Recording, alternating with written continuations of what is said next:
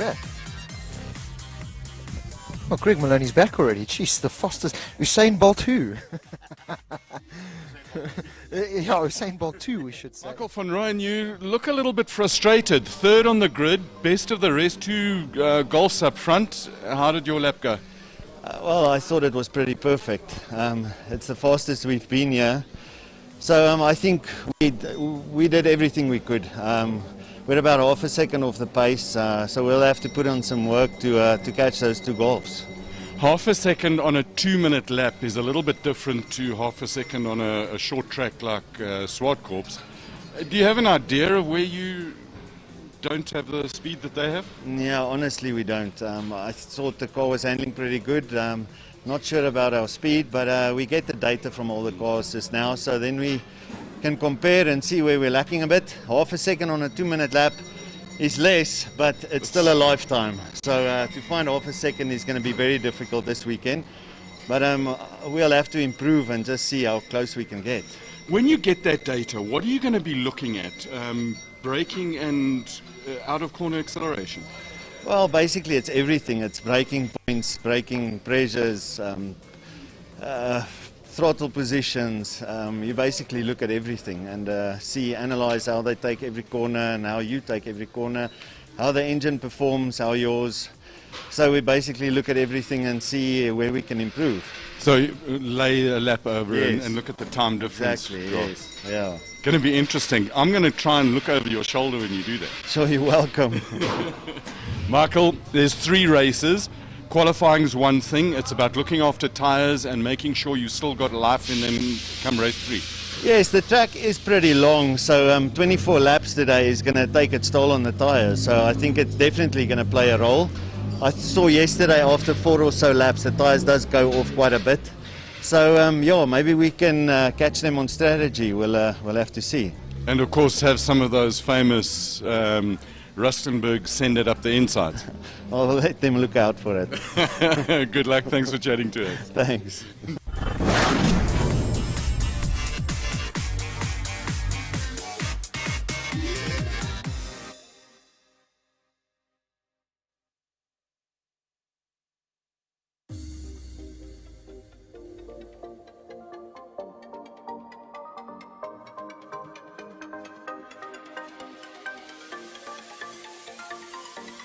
Second one of those Volkswagen factory drivers. You've got Jeff Kruger in the Universal Motorsport SupaCup car, and then behind them you've got Saul Hack in the Team Perfect Circle car with Andre Besaidnout as his teammate. Now, Andre Besaidnout and Saul Hack have also been using their Global Touring car SupaCup car in the South African Endurance Series, and at the race down at East London and at Port Elizabeth they finished 4th in PE and 3rd overall in amongst the Ferraris, Lamborghinis and GT3 Cup cars that participate in the South African Endurance Series. So hats off to Volkswagen, hats off to Toyota as well for 4 Corollas that are now on track. And a change up there for brands, as I said, for Robert Volk and Scott Temple. Temple, first time out for him in touring cars as well. We'll watch for his progress. He's going to battle a little bit, as you can see, down in 6 and in the 57s. But 57s around here is a decent lap time. Oh, yes. Massive welcome return, of course, to Jason Campos. He's there behind Saul Hack and Jonathan Mahotsi. And then, of course, team principal to Team Perfect Circle there, Andre Besaidnout, who is looking to improve. He got down into the 203s. And, in fact, on Wednesday in the test session, he actually did a 202.9. Sure. So a 204 is not an indication of what he's able to do in that car. So watch out for the Team Perfect Circle boys and Campos Racing's Jason Campos making their way around and potentially getting into the mix now for this first heat of Global Touring cars and GTC Cup, SupaCup cars combined. Johan de Bruin and Manoj Maharaj and Sean Duminy, they are teammates a little bit further back there between the two of them. Just in case you didn't know, this coverage is proudly Definitely Dunlop and SKF, yeah. And then it's Johan de Bruin for the first time in his car. So watch out for the Odacure car there at the back of the field. But as we get ready to go now, it'll be a slight difference in delayed start here. As you can see, a bit of a gap between the Global Touring cars and the GTC Cup cars as they come under the pace car now and sort themselves out into their good positions before they get ready to go. And those first lights to light up and get this Global Touring Car Championship underway. This is the first time we've had Global Touring cars in action. Expect to see a huge battle at the front end here between Volkswagen and Toyota. Not yet, not yet, not yet. Now! Drop again, that inside line. You were saying that inside line is going to be the option here, and it does look like the two VWs going side by side into there. Yes, they do keep it all neat and tidy. No Daniel Rowe. Yeah, it is Daniel Rowe. It is. You see. So again, we were talking about that is the optimum line, and he gets it. That's exactly what he wants to do. Sort yourselves out nice and tidy, boys. It's only lap number 1. You can see the dust off line. Oh, he gets shoved out onto the dirties. Temple late on the brakes, trying to get up the inside of Ndakani, and Mandla Ndakani. They're just fending off the attentions there of Scott Temple. They've never raced together, those two, just to let you know. Scott Temple comes out of single-seaters, yeah. An ex-champion in that class. He's also done a bit of some saloon car racing in his time, but not a huge amount of time in a saloon car. So it'll definitely be a first time out for him in full race GTC action here. Last year's champion, who was crowned here at the circuit, Masters there, Keegan Masters in second place. And it's a bit of a maneuver that Danielson is pulling there, trying to get away from Keegan Masters, and Masters having to go defensive to keep out Michael van Rooyen. The Rustenburg Rocket is there in third and looking dangerous. You know what generally happens with these big supercars, especially around a track like Red Star Raceway, you're on the brakes a hell of a lot. So these drivers have to be careful. We've seen it so many times in the past. Overheating brakes is a factor that they've got to take into account. I was looking forward to this battle. Kruger and Liebenberg. We've seen this happen so many times. Yeah, look at it. It's basically a step up from what was the Utinga Polo Cup. And at that stage, when they won their championship, when Brad Liebenberg won his championship, it was, of course, Falcon Polo Cup. So Utinga Polo Cup competitors now at the front end of the SupaCup. Yeah. And then it's Saul Hack who's up into third place. So a good start there from him ahead of Machotzi. So it's Team Perfect Circle, Saul Hack, who's now moved up into the third spot behind the Global Touring Car Volkswagen entry there from Brad Liebenberg. And, of course, Jeff Kruger out front. So Kruger and Liebenberg, championship rivals after the first round at SupaCups. And he has a maneuver there coming from Volk. Volk looking pretty dangerous on the back end of Michael van Rooyen. Van Rooyen goes defensive, and Ndakani right there as well.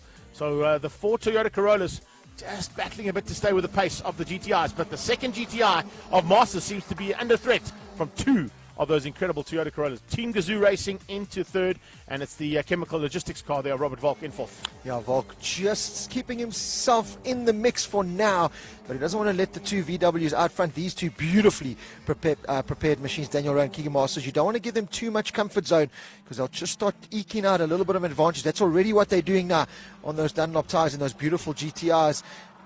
Scott Temple again also just a little bit off the pace. Good battle already going, and we knew it would between Kruger and Liebenberg. A little bit further down there, Jonathan Machotzi with a good start. Saul Hack just ahead of him. Andre Bezadno, Jason Campos, Sean Germany, and Johan de Bruin running at your top 14 for now. You can see tires squealing and smoke all over the show. Well, we've got the brain in there. One message we are missing is Manoj Maharaj, and I actually saw him slow up coming out of the window on the first lap. So there could be a possibility of the second of the SMD exotic machines as they head down into, of course, this is lap 2 or 3 if I'm not mistaken. So Daniel Rowe handling things at the front end ahead of his teammate Keegan Masters. It wouldn't have been the first time that we've seen those two cars on track, though. If you are a South African Endurance Series fan, you would have seen, of course, one of the GTIs involved in a battle at the start of the season after lockdown. At the event, of course, that took place for the South African Endurance Series at SupaCup. Yeah. They debuted that car there just to get a bit of seat time and a bit of data that they required to get it all set up. And in fact, it's great to have these cars on track today, Rob, because initially the thinking was that Global Touring Cars would not race in 2020. So whatever's happened to change that deal, I'm so glad it's happened, because this is really great action that we've seen so far from the front end of, first of all, GDC and, of course, the SupaCup class just in the background. Yeah, and they'll be loving life around Red Star Raceway. A little bit longer, a little bit more open compared to SupaCups and that where they're used to going racing. Of course, the home of Extreme Festival. But coming through the section here, you can see Daniel Rowe still out front. He's got a comfortable 3.4 second margin, 56.3. So again, we've said track conditions here at Red Star Raceway, the hotter it gets, that wind's blowing, that dust all from the farmlands there puts that little bit of layer. That's why a lot of car drivers and bike riders in pit lane complaining a little bit that it feels like ice out there. That's why lap times are down a little bit. But Daniel Rowe doing exactly what he needs to do out front ahead of his teammate Keegan Masters. Michael van Rooyen and Robert Volk, they're going to have to start upping their pace a little bit. You can see Volk's closed on the back end now of Michael van Rooyen. So van Rooyen was looking at attacking Keegan Masters just ahead of him, but now he's got to think about defending because Robert Volk is coming in the forward and is coming very fast. Yeah, if we look at that, Saul Hack, remember, also a SupaCup competitor. there in 9th place, so just ignore the graphic there slightly. SupaCup basically 1, 2, and 3 is Jeff Kruger, Liebenberg, and Saul Hack. Mochotzi's dropped back ever so slightly into the clutches of Andre Besaidnout, and Besaidnout pulling slightly away from Jason Campos as we're watching down the back straight here, the second of those chemical logistics cars. That's Scott Temple. Temple's getting to grips with the Toyota Corolla for the first time, coming out of single-seaters, slightly different format of racing, and of course Temple, a seasoned campaigner when it comes to any format of racing, but controlling things at the front end here for the Volkswagen Motorsport team in the GTI 8 is Daniel Rowe. Daniel's son absolutely perfectly positioned at the moment to keep out his teammate and the champion from last year, Keegan Masters. Remember, those two were both in Jettas last year. They're now in Golf GTI 8s. There are 4 Toyota Corollas.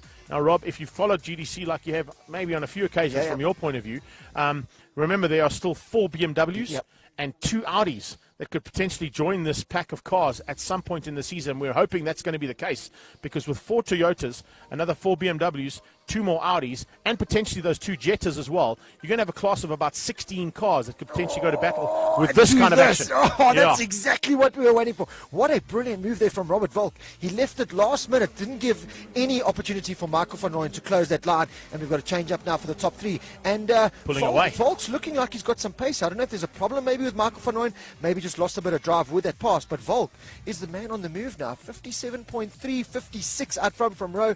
Keegan Masters also 57, so very even lap time from the top 3. Campos closing on the back end now of Andre Besaidnout. Andre Besaidnout having probably a lot more seat time behind that machine of his, the SupaCup car from Team Perfect Circle, because remember, Andre Besaidnout's number 22 car is the car that Besaidnout and Saul Hack pilot in the South African Endurance Series, and as I mentioned earlier on, finished 3rd overall in amongst the Lamborghinis, Ferraris, and purpose-built sports cars made for endurance racing. That was a huge hats off to the Volkswagen Motorsport team for the effort that they put in building these SupaCup cars. So, you know, that there's a SupaCup car, there's a SupaCup category, and things are looking pretty good there for Volkswagen at this point in time for victories in both. Because at the front end, Daniel Rowe and Keegan Masters are now starting to open up a margin. That's because there was a battle now starting to rage there between Volk and Van Rooyen. And now that it's sorted out, maybe Volk can close in on Masters and give him a run for his money. Those GTRs at front are looking very planted, I should say. Robert Volk looks like he's running a wine, always kicking up a little bit of dust, trying to use as much of the track as possible. Little flames coming out of the Gazoo Racing Toyota there of Michael van Rooyen. Just doesn't have the pace. Since he's been overtaken and lost that 3rd place, he has lost quite a bit of time there on that man just ahead of him, Robert Volk, who's coming to grips now with that car and looking very comfortable and starting to make inroads ever so slightly. Just a 10th here and a 10th there on the 2 GTRs just ahead of him. Van Rooyen is the man who's just lost all that pace. Again, running a little bit wide there and 4-wheel drifting, so not having the grip or certainly the car underneath him to try and challenge our top 3. Coming under braking now into the chicane. Of course, Dunlop tyres on these cars, and Volk trying to use the rubber that's available to him to try and close in on the front end and maybe potentially spoil the 1-2 debut here for Volkswagen Motorsport. And it'll be great to see, because if Volk can do that, the change of brand, remember he's been a BMW touring car driver for a long, long time, but still same colours there in chemical logistics. But it's going to be a bit of a maneuver if he can just get between these 2 GTIs and spoil the day, potentially for Volkswagen Motorsport. They're going to be praying that doesn't happen. What a debut for these 2 race cars if they get a 1-2 in the opening round of Global Touring Cars. That'll definitely be a big headliner by the time we get into tomorrow's newspapers and, of course, onto the social media later on tonight. Yeah, you can see this is perfect data gained here by the Volkswagen team, doing exactly what they need to do. This was a good data here for Robert Volk in the new car, of course, making that change over. He'll just be learning this car with every single corner that he goes around, and it looks like he's getting to grips with it really well. This is the battle a little bit further back. Kruger up on 3 wheels. Is Liebenberg in sight? Not quite as close as we were hoping he was going to be. So Kruger looks like he's comfortably out front there, and Liebenberg doesn't quite have the pace to go with him. Liebenberg battled yesterday with a couple of issues on that car, although he was still pretty quick and at the front end of the timesheets in the free practice sessions. But I can tell you from my point of view, as I drove into the circuit yesterday morning and came across the bridge here on the N12 highway, there was a massive flame out of the back end of Brad's car and big white smoke that blew. So the car hasn't been, a little bit of body, I think there was some bodywork of another car that it certainly. And it certainly threw him offline there slightly. So Robert Volk, is there a problem on that car? It seems to be slowing. Is Volk going to fall back into the clutches of Michael van Rooyen, and can van Rooyen come back after something that went flying off the side of the car? Let's wait and see as they come now. No, Volk's still there in 3rd place. but definitely a bit of bodywork on something that had rubbed off there that he knocked to the sideline. Look out for Mandela Ndakani as well. Look how he's pulled away there from Scott Temple. So the second of the Gazoo Racing Toyotas now starting to come into the clutches and a lot closer to Michael van Rooyen than what he was earlier on in the day. So the two teammates there, formation flying for 1 and 2 and for 4 and 5. And then you've got a big gap from Scott Temple down to, of course, Jeff Kruger of about 20-odd seconds. That's due to the fact that, of course, those are GTC SupaCup cars and still doing incredible lap times. 2:01.5s and 2:01.6s out of the top two there in SupaCup.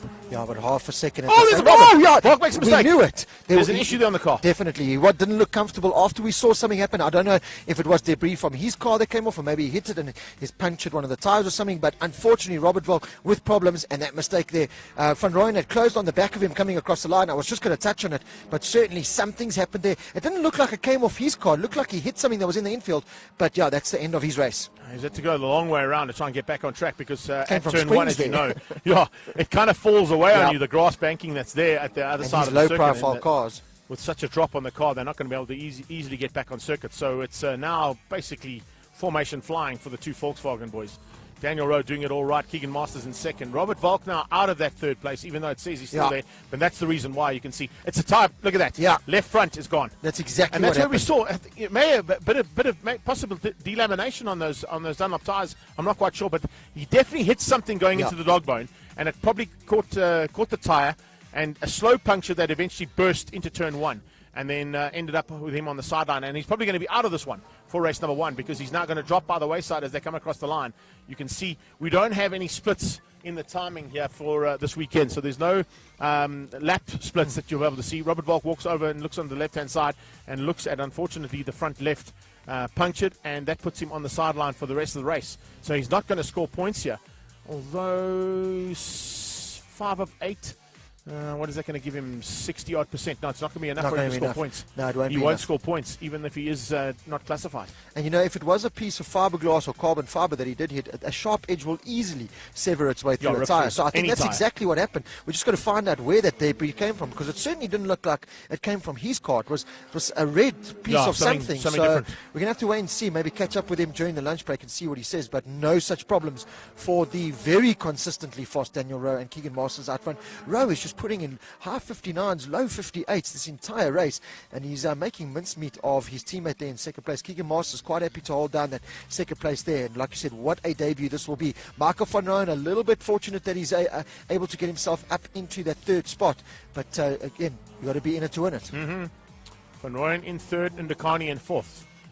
It'll then be Scott Temple in the second of the Chemical Logistics Toyota Corollas, and Jeff Kruger still hanging on to the lead of the SupaCup class ahead of Brad Liebenberg and Saul Hack. So you've got 3 different teams fighting for honours in the SupaCup category there, led out by Universal Motorsport, then Volkswagen Motorsport, then Team Perfect Circle. So formation flying for the first 4 cars. You've got Volkswagen Motorsport 1 and 2, Team Toyota Gazoo Racing 3 and 4, and Chemical Logistics Toyota in 5th place for Global Touring Cars class. And Jeff Kruger leading the SupaCup category, waiting for him to come into picture. There's a big gap down to them, of course, but Kruger should be the first SupaCup car that comes through and into our sights any second now. There he is. So it's Universal Motorsport and Team Red Racing's Jeff Kruger doing everything right to stay ahead of Brad Liebenberg. And look at the gap he's pulled there. Similar type gap to Saul Hack for Team Perfect Circle's point of view, there for the 3 spot. And then it's Jonathan Mahotsi on the kind of equidistant between those first 4 cars in the SupaCup class. Next car up should be Andre Besaidnout, and he's got a bit of pressure there coming from Jason Campos. So we may need to watch out for that one, guys, in our production team. There's a bit of a battle on there for 5th place in the SupaCup class between Besaidnout and Campos. And in fact, Campos, just in the background of the shot there, you actually saw Campos go up the inside into turn 6, looking for a chance to get through.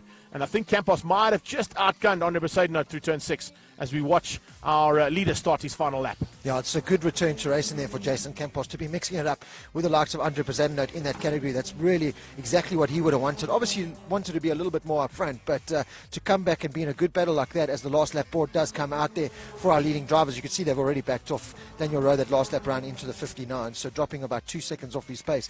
Just wanting to bring that car home now. It's windy out there, but it's also very, very hot. So I know a lot of bikes do suffer with overheating issues here, but these VWs, no such issues yet. Although it does sound like coming out of turn number 3, they're just short shifting the car a little bit just to preserve it and bring it home and make it a VW 1-2. That's exactly what on the back straight there you saw Campos. I think he's through on Besaidnout. I think he is, yeah. I think he's through on Besaidnout. as we go down into the break. They'll be going down on the braking markers. No, in fact, looking at the way it goes, I'm not quite sure if that's actually the case. Going to watch as they come through. I'll look out our window to see if it's Campos or Besaidno to come across the line. I think Besaidno might have just hung on. I think Campos made a mistake down into turn 6, which may have cost him, but it's still a battle royal heading down into turn 1 there between the Super Cup class cars. Daniel Rowe is heading to the dog bone. No issues at all for him. He's going to keep it all together to beat out his teammate Keegan Masters. It'll be GTC's debut wins for these Golf GTIs. And just showing the amount of effort that's been put in from Volkswagen Motorsport, from Nathan's Motorsport, Steve Green helping out there as well, of course, with the electronics on these cars. And it's a big team effort that gets put in. Take nothing away from Fast Freddy's and Fast Developments that help out with the Team Gazoo racing cars there of Michael van Rooyen and Mdekani. So it's kind of a battle not only between the drivers and the brands, it's a battle between the guys who prep those drivers and brands as well as they get into the first race of 2020's season for Global Touring Cars. Looking out as well, going down towards turn 6. Look in this shot here. You'll see the GTIs heading up the back straight. There you go, the Super Cup cars into turn 6. So the shot you can actually pick up on the two battles that are happening on track. But we're, of course, going to follow the Global Touring Cars to the line here with Daniel Rowe to take the inaugural victory for 2020 in this incredible Global Touring Car class. It's Volkswagen 1 and 2 with Keegan Masters coming through for second place. Here's the battle. Jason Campos right on the tailpiece now of Andre Besaidno heading into the dog bone. And it's Campos Transport and Turn 1 Insurance looking for a way through there on the Motul-sponsored Team Perfect Circle car and Hack Racing in the house. And Besaidno will be loving this. He is just... He loves to race. Yeah, that's all he wants to do. He always says to me, I'm an amateur driver, but I'd love to be in a battle. He's in a battle royal here with a man who is a potential champion, of course, in the Utinga Polo Cup. An ex-champion from Utinga Polo Cup comes through for the victory in the Super Cup class, beating out another former champion in that as well. And it's Jeff Kruger who takes the win there for Super Cup in the Universal Motorsport Team Red Racing Super Cup Polo, beating out Brad Liebenberg. And Saul Hack comes through for third place ahead of Machotsi for the Super Cup class. What a good start to the day there for our Global Touring Cars. Here they come to the line. There's the battle. Check it out. Side by side. Is it going to be Besaidno? He just hangs on.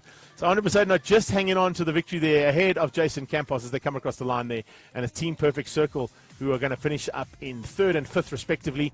Volkswagen Motorsport in 2nd and 4th respectively, and it's Universal Motorsport who takes it for Team Red Racing's Jeff Kruger. 6th overall and 1st in the Super Cup. But it's all about Daniel's son, Daniel Rowe, in car 4, who takes the victory ahead of Keegan Masters. And the Masters, of course, the outgoing champion, which is why he's got the number 1 plate on his car coming into 2020. It's the first time we've seen that car with the number 1 plate in its respective class, that is, here at Red Star Raceway for Global Touring Cars. I'm going to shoot across and see if I can get a couple of interviews with the top guys, and I'll be back shortly with the second heat of Utinga Polo Cup. Yeah, and just see if you could find out what happened to Robert Volk there, if it was something he hit or if it was just a problem with his own personal car or something. But certainly he's going to be a driver to contend with in the races coming up, not only later today, but later in the season in that Toyota machine now. So it's a pity he had that problem because he was right in the mix. Scott Temple there as well, getting to grips with his new machine.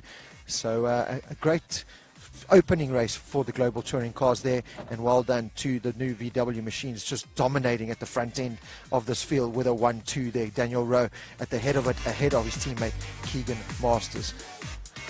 So as you can see, some nice activity going down on in the pit there, all within the legal regulations of obviously COVID. Unfortunately, no open spectators allowed to come. It's pretty much just team members and close family members that are here, but it is the masks, it's sanitizing, it's social distancing as much as possible here at the Extreme Festival of Motorsport. There's Greg Maloney heading over the Ducati Bridge now, the rebranded Ducati Bridge, and making his way to go and chat with our top 3 in the Global Touring Car category there. It was a brilliant debut for the VW brand with their 2 drivers, so brilliant stuff. There's the head into pit lane, and they'll be happy to see no issues on their cars first time out.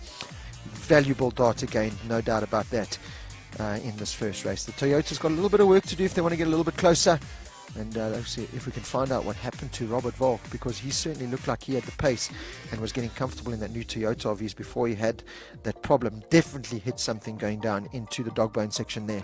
Let's wait and see if Greg is able to talk to him and see what happened there. Beautiful day here out in Dalmas at Red Star Raceway. More amazing world-class racing from the Extreme Festival of Motorsport, as is always expected. And of course we've still got plenty of racing coming up. We'll have a little bit of a lunch break a little bit later on, but then we'll just continue with the day's racing action. Plenty to be decided here in all the categories of racing that we've seen so far. It has been nothing short of spectacular. Track conditions getting very, very, very testing for all the riders and drivers out on track. But I can actually see a lot of spanners being turned there from the mechanics just to try and get them whatever advantage they possibly can for the races coming up a little bit later. Here we go, Greg Maloney, you can see down in pit lane with his mask on. Brilliant job here from the whole team at Red Star Raceway, looking after all of our cars, drivers, riders, everyone with a very well set up track as always. The Kyle Army Marshals doing their part as well. They've been brilliant so far today. Haven't been tested that much, but still very early days, and we still have a couple of races, certainly in the Utsinga Polo Cup category, where we know things are going to spice up a little bit. Race 1 was a nice little introduction, but we know that there's going to be plenty of rubbing and racing going on in those categories a little bit later on. Great shot there down in pit lane as we wait for Greg to catch up with our top drivers from the Global Touring Car category. Proudly brought to you, of course, by SKF and Dunlop Tyres.